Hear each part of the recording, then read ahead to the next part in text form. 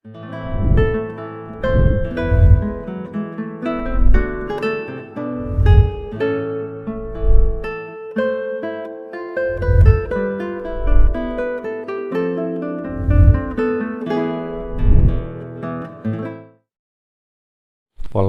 amantes da mitologia, sejam todos muito bem-vindos ao canal Mitologia de A a Z.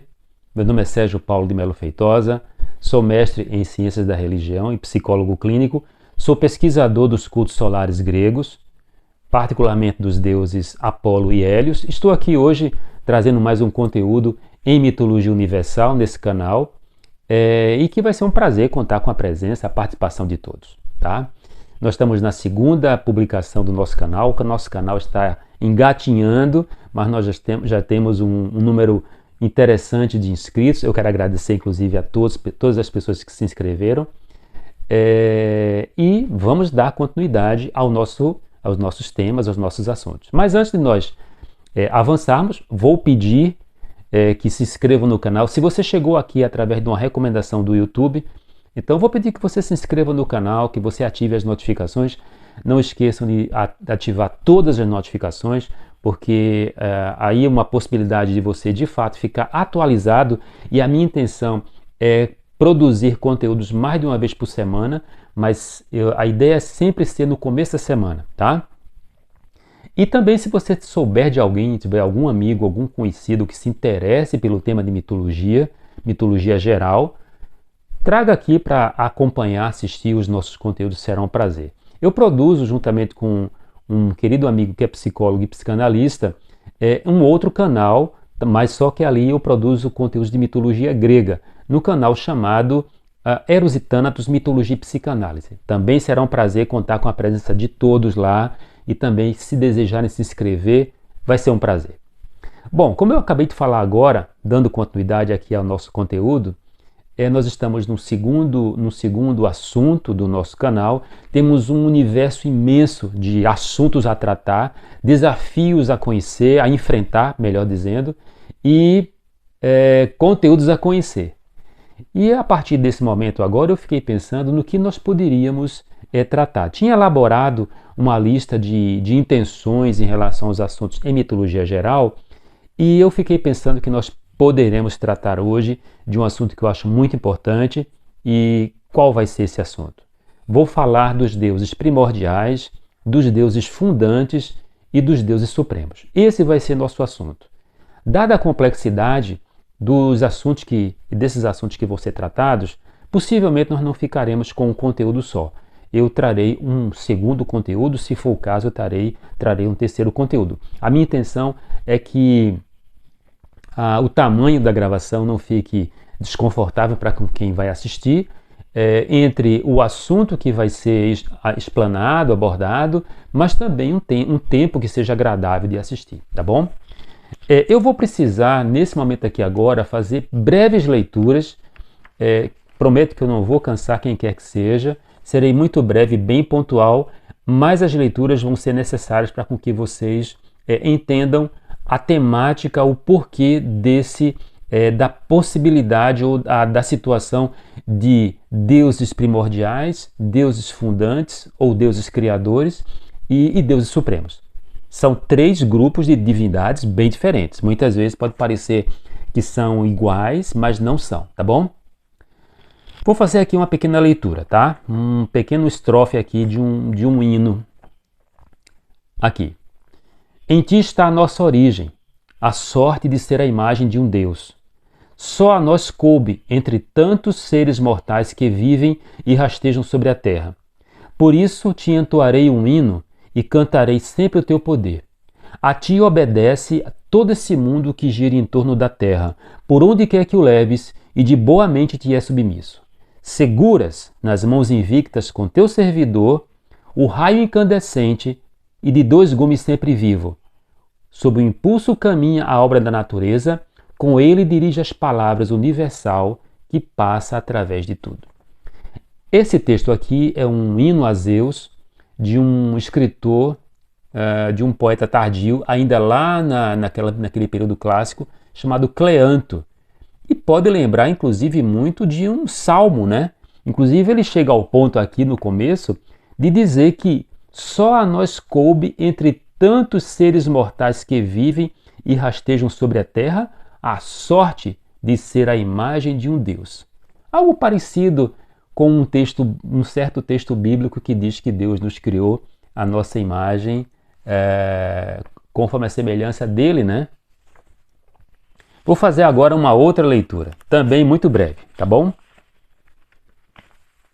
Marduk, grão Senhor, Deus misericordioso, por teu decreto zeloso que eu viva e tenha saúde, que eu louve a tua dignidade, que eu obtenha sucesso em tudo que planejo, que a verdade esteja em minha boca, cria uma boa palavra em meu coração, que os cortesãos intercedam em meu nome, que meu Deus fique à minha direita, que a minha deusa fique à minha esquerda, que meu Deus protetor esteja sempre ao meu lado. Dá-me a capacidade de falar, ouvir e obedecer. E finalmente, vou fazer aqui uma leitura. Louvado seja Ra em seu ascender, Atum em seu descender. Ó belo em tua aurora, que brilha nas costas da tua mãe, tendo amanhecido como o rei de Enéadas dos deuses, as duas tripulações te louvam dia e noite. Tu atravessas o céu, teu coração feliz, o lago de duas facas sendo inundado de júbilo por ti. O inimigo está caído, os braços atados, facas feriram suas vértebras, sua cabeça foi decepada. Então aqui nesse hino a Ra, Amon-Ra, Atum-Ra, aqui há um relato do poema dizendo que o Deus Supremo, que esse Deus, ele vence os inimigos, ele venceu os inimigos, que também é um tema recorrente que nós podemos encontrar em vários textos veterotestamentários, da nossa Bíblia judaica ou da nossa Bíblia, no caso, a nossa Bíblia cristã, que nós temos, enfim, que é falada na nossa religião judaico-cristã. Então, assim, se nós pararmos para pensar em Zeus, em Marduk e Atum-Ra, o que nós podemos dizer deles? Zeus seria um deus primordial? Zeus seria um deus fundante? Zeus seria um deus supremo? Nós poderíamos fazer as mesmas perguntas em relação a esses deuses? Se Marduk, por exemplo, era um deus primordial, ou se Marduk é um deus fundante, ou se Marduk é um deus supremo, ou mesmo Atum-Ra? Não. Não, eles são de outro grupo. Vamos pensar no caso do caos, que é o princípio primordial das divindades gregas. O caos é uma divindade, ainda que sem personalidade, ele é primordial, ele é fundante, mas ele não é supremo. Ele funda, ele está nos primórdios, né? Porque vamos pensar o que seja primordial. É o que está lá no começo, né? Se nós formos numa descrição de algum dicionário, o que é primordial? O primórdio é aquilo que está lá no começo. Então, o caos é um Deus primordial. O caos é um Deus um princípio divino que está no começo. Mas ele não tem depois, ele não se insere depois numa condição de ser supremo. Zeus não está nos primórdios. Zeus não é fundante, mas Zeus se torna um Deus supremo. Então, nem todos os deuses estão nas categorias de supremacia, nem todos os deuses estão nas condições de fundação e nem todos os deuses estão na condição de primordialidade. No caso aqui do poema do Cleanto, o que o Cleanto fala? O Cleanto diz ali para Zeus que nós, seres humanos, fomos criados à imagem daquele Deus. Mas dentro da mitologia grega, nós sabemos que essa é uma visão particular, ou melhor dizendo, ela é uma visão mais tardia, porque se nós ficarmos dentro da ideia mais canônica da criação dos seres humanos, segundo a mitologia grega, quem é que cria os seres humanos? Existem duas vertentes em relação à criação dos seres humanos. Existe a vertente que diz que Saturno, fazendo uma correspondência com a mitologia grega, que seria correspondente a Cronos, cria os seres humanos. Inclusive, esses seres humanos eles passam por idades, as famosas idades de ouro, de prata, de bronze e ferro. E há uma outra divindade que é atribuída e responsabilizada pela criação dos seres humanos, que é inclusive um deus de segunda categoria, que é um titã, o titã Prometeu. Então, Prometeu criou os seres humanos, ele cria do barro, também há muita semelhança com a criação que o mito judaico fala, o mito judaico-cristão fala da criação do ser humano, só que quando ele cria esse ser humano era incompleto, ele era rude, ele era bruto, e aí ele inclusive rouba o fogo dos céus para fazer com que os seres humanos descobrissem sua potencialidade e deixassem de viver na animalidade. Dentro da criação dos seres humanos, ainda há um outro Deus no mito grego, que também ele participa de uma criação muito especial, saindo da criação de Saturno e saindo dessa criação de Prometeu, que é Hefestos. E Hefestos cria quem? Hefestos cria Pandora, a primeira mulher. Então, essa criação, essa fundação dessas divindades faz com que eles estejam como deuses criadores, mas nem Cronos, nem Prometeu e nem Hefestos são deuses primordiais e nem são deuses supremos. Tá? Se a gente para pensar agora em Marduk, Marduk não está no início, na mitologia babilônica, como um deus primordial. Não há essa condição de Marduk como deus primordial, porque Marduk é um deus que vai progressivamente sendo constituído de camadas mitológicas, assim como acontece com Zeus. Chega um ponto que Marduk vai ser adorado em praticamente, ele vai ser o Deus, o Deus soberano, né? O Deus soberano de todo o Império Babilônico. Mas Marduk é um Deus que vai surgindo. Isso aconteceu parecido com Zeus, né?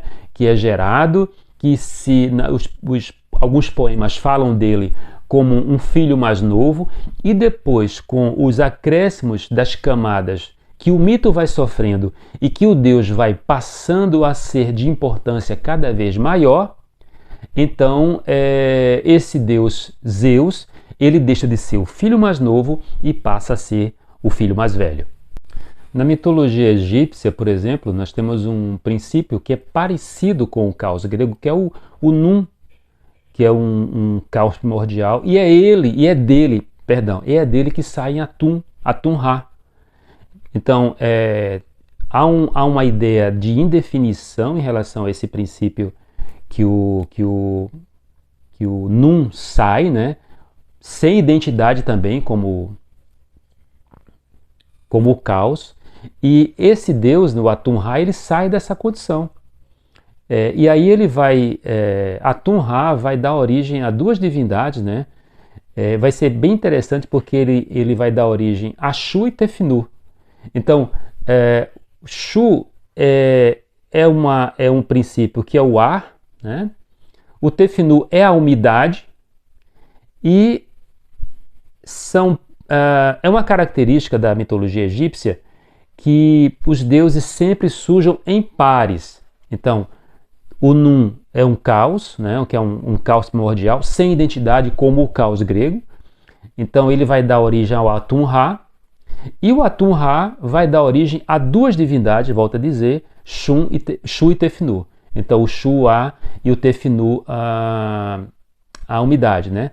Então, ele vai dar origem ainda a Geb e vai dar origem a Nut. Então, Geb é a terra e Nut é o céu. Se a gente pega, por exemplo, a Suméria, então o mito sumeriano dos deuses, do deus primordial, que é o Namu ele se enrola no caos grego e no caos egípcio. Não há uma definição muito grande como é que esse princípio dessa geração divina acontece. Mas no caso da mitologia suméria, diz que esse caos primordial chamado Namu, ele se enrola e ele vai dar origem a três divindades. Ele vai dar origem a Anu, a Antu e Zuni. Então, Anu é o céu, Antu é a terra e Zuni é o equilíbrio. Algo parecido com o que acontece na mitologia grega, quando nos deuses primordiais, um dos princípios que nasce na primordialidade do caos é Eros, que vai ser o Deus aglutinador, ele vai ser o princípio que vai fazer com que os elementos se unam, né? Então, voltando para a questão da primordialidade, então, em geral, os deuses primordiais, eles não têm identidade. Há uma grande diferença na mitologia judaico-cristã, porque Deus, o Yahvé, ele está como Deus primordial, ele está como Deus criador, Deus fundante, e ele é o Deus, ele não é o Deus supremo, ele é o Deus soberano, ele é o Deus superior, ou ele é considerado o único Deus dentro dessas mitologias. Uma coisa que é muito curiosa, que eu acabei meio que esquecendo, é que quando eu falei de Marduk, um dos nomes de Marduk é Bel, ele é chamado de Bel dentro da Babilônia, tá? Os nomes que Bel quer dizer Senhor. Todos os nomes que terminam com El têm influência nesse personagem babilônico. Então, Emanuel, Samuel, Daniel, Ezequiel. Isso demonstra a influência que esse personagem teve dentro daquela região, que seria a região mesopotâmica, do qual ali vai estar dentro as culturas assírias, as culturas sumérias, as culturas babilônicas. Depois vai surgir a cultura persa, e essas culturas, até a cultura persa, vai influenciar bastante a formação da sociedade, da religião judaica. Tá? Então, isso se demonstra exatamente na constituição dos nomes. Pensando agora nos deuses fundantes, ou nos deuses que são criadores, então nós vamos ver que também existe uma classe bem específica de divindades que são criadoras, que são saindo dos deuses primordiais no aspecto da sua identidade, da sua personalidade. Então, fiz uma referência aqui a Hefestos, fiz uma referência aqui a Prometeu, que são duas divindades, e nós podemos imaginar, nós podemos refletir que dentro, por exemplo, das Metamorfoses de Ovídio, vários deuses ali provocam o surgimento de diversos elementos. Eu recordo de uma situação que acontece no caso de Alectrion, que é o galo, porque aí eles estão associados também aos mitos de origem, quando Alectrion, que era um acompanhante de Ares, e foi flagrado por Apolo, onde ele deveria estar alerta para que quando Apolo viesse, ele alertasse Ares, que estava se encontrando com a esposa do irmão, né, do Hefestos, se encontrava com Afrodite, e ele acaba dormindo. Como é que Ares pune ele? Ares pune ele transformando ele num galo para que ele sempre lembrasse de despertar, despertar as pessoas antes que o sol surgisse.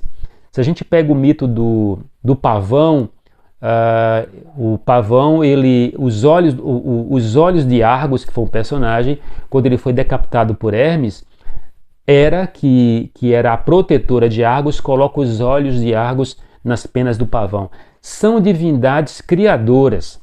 Então, um grande número de personagens dos deuses criadores mais famosos são esses que estão frequentando e povoam as páginas das mitologias. E nós temos depois os deuses supremos. Esses deuses supremos são aqueles que são considerados os mais fortes, os mais poderosos. Eles possuem uma supremacia, eles possuem uma condição que eles são inamovíveis e são inatacáveis. Então nós podemos lembrar de Zeus, nós podemos lembrar, por exemplo, de Odin, na mitologia nórdica. Nós podemos lembrar de Osíris, na mitologia egípcia, só que Osíris ele surge já dentro de uma constituição da mitologia egípcia de uma outra forma. Entre os deuses criadores, por exemplo, os deuses fundantes, nós podemos lembrar, por exemplo, na mitologia iorubá, o Olodumaré, que ele é o criador do universo, né? Ele é o criador supremo e ele vai ser uma divindade suprema. Então, além dele ser um princípio criador, um princípio fundante, ele é um princípio supremo, a divindade suprema, e ele que vai encarregar Oxalá de moldar a figura humana. Oxalá vai ser um pouco parecido com o Prometeu. Oxalá, na mitologia iorubá, ele tenta constituir o homem de diversos elementos, né? Ele tenta fazer o ser humano como com ferro, depois ele tenta madeira, ele tenta pedra, ele vai fazendo experiências até chegar ao ponto dele criar o ser humano. Na mitologia, na nossa mitologia aqui nas Américas, nós temos nas culturas Tupi-Guarani, nós temos o Tupã, a figura do Tupã, que é com ele que inicia a vida, né? Temos na mitologia persa um personagem muito importante, que é Hormuz, né? Hormuz, ele é o criador, é o Deus criador do universo, do mundo, ainda que depois Hormuz ele passe a ser substituído por dois princípios nas alterações que as mitologias persas passam entre Ahura Mazda e Ahriman. Então, de onde vai surgir a dicotomia, de onde vai surgir a questão que até hoje é assunto das mitologias, o conflito entre o bem e o mal, a disputa entre o bem e o mal em relação aos corações humanos.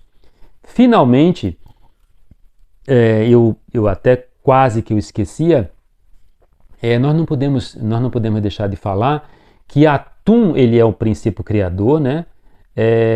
Então, depois dele ter saído daquele caos, ele vai ser esse princípio criador do qual vai sair todas as grandes divindades. Naquele poema ali do Atum-Ra, ele faz uma citação de Enéadas, né?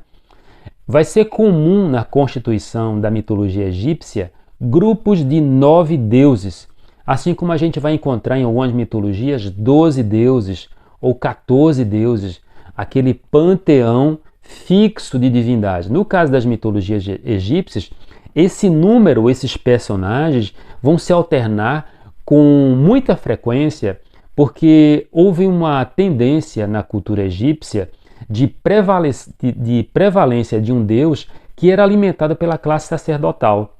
Então, um determinado grupo de sacerdotes dava ênfase a um deus, então aquele deus surgia e ele trazia um séquito. E assim eles se alternavam. Eles mudavam, eles faziam toda uma mudança político-religiosa em relação a esse panteão divino. Então, só para fechar, para a gente não ficar com um conteúdo muito longo aqui. Então, nós temos os deuses primordiais. Então, quem são os deuses primordiais? Os deuses primordiais são deuses que estavam no começo, tá? Os deuses primordiais, nas mitologias, nem todos eles têm grande poder.